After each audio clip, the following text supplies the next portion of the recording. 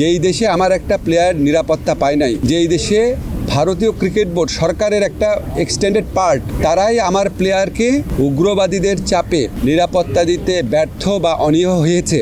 তো আমরা তাহলে ওই ঘটনার পরে কি এমন চেঞ্জ হয়েছে ভারতের যে আমরা ভাবতে পারবো যে ভারতে আবার কোনো উগ্রবাদী আস্ফালন হবে না? এমনকি ভারত সরকারের পক্ষ থেকে যে আমাদের কনভিন্স করানোর চেষ্টা করা, কোনো রকম যোগাযোগের চেষ্টা করে নাই, কোনো রকম কনভিন্স করার চেষ্টা করে নাই। আইসিসি থেকে সুবিচার পাই নাই। আমরা এখনও আশা করব আইসিসি সুবিচার করবে। আইসিসি আমাদের জেনুইন সিকিউরিটি রিস্কটা সুবিবেচনার সাথে নিয়ে আমাদেরকে শ্রীলঙ্কায় খেলার সুযোগ করে দেবে বিশ্বকাপ। বাংলাদেশের জাতীয় দলের যে ক্রিকেট প্লেয়াররা আছে ওনাদের সাথে আমাদের বোর্ডের প্রেসিডেন্ট আমিনুল ইসলাম বুলুল ভাই, আমাদের সিনিয়র একজন ক্রিকেট বোর্ডের কর্মকর্তা ফাহিম ভাই, আমাদের সচিবকে নিয়ে বসেছিলাম। আমি ব্যক্তিগতভাবে ক্রিকেটের অনেক বড় একজন ভক্ত। আমি বাংলাদেশ ক্রিকেট টিমে লিটন আছে, মিরাজ আছে, নাজমুল আছে, সোহান, তামিম, সবারই ভক্ত।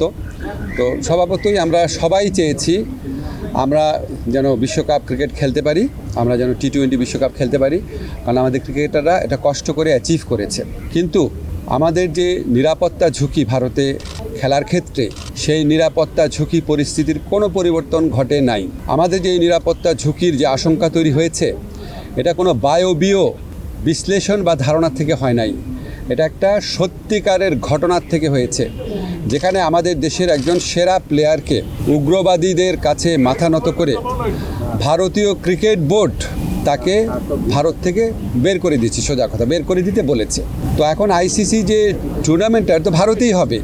আইসিসি আমাদেরকে যতই বলুক নিরাপত্তা আশঙ্কা নেই, আইসিসি নামে তো আলাদা কোনো দেশ নাই। যেই দেশে আমার একটা প্লেয়ার নিরাপত্তা পায় নাই এবং যেই দেশে ভারতীয় ক্রিকেট বোর্ড সরকারের একটা এক্সটেন্ডেড পার্ট, তারাই আমার প্লেয়ারকে উগ্রবাদীদের চাপে নিরাপত্তা দিতে ব্যর্থ বা অনীহ হয়েছে, সেই দেশেই খেলা হচ্ছে। সেই দেশের পুলিশ, সেই দেশের সিকিউরিটি এজেন্সিরই দায়িত্ব হবে ক্রিকেটারদেরকে নিরাপত্তা দেওয়া। তো আমরা তাহলে ওই ঘটনার পরে কি এমন চেঞ্জ হয়েছে ভারতের যে আমরা ভাবতে পারবো যে ভারতে আবার কোনো উগ্রবাদী আস্ফালন হবে না এবং ভারত আমাদেরকে মুস্তাফিজকে নিরাপত্তা দিতে পারে নাই? তো কি হয়েছে? আমাদের ক্রিকেটারদের, আমাদের সাংবাদিকদের, আমাদের দর্শকদের সবাইকে নিরাপত্তা দিতে পারবে? এটা আমরা কিসের থেকে কনভিন্সড হব? আমাদেরকে এই বিষয়ে কনভিন্স করার জন্য আইসিসি কোনো চেষ্টা করে নাই। আইসিসি আসল যে ইনসিডেন্ট সেটাকে বাদ দিয়ে তার স্ট্যান্ডার্ড যে সিকিউরিটি প্রসিডিউর সেগুলো নিয়ে আলোচনা করেছে।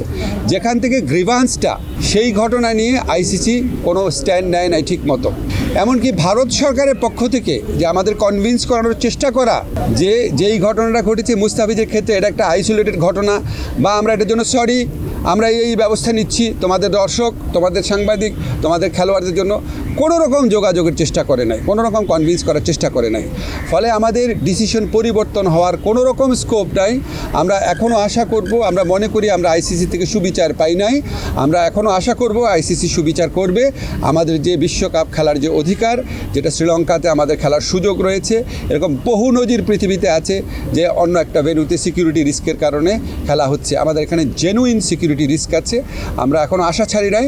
আমরা আশা করব আইসিসি আমাদের জেনুইন সিকিউরিটি রিস্কটা সুবিবেচনার সাথে নিয়ে আমাদেরকে শ্রীলঙ্কায় খেলার সুযোগ করে দেবে বিশ্বকাপ। আমরা সেই আশাবাদ নিয়ে এখনও অপেক্ষা করছি।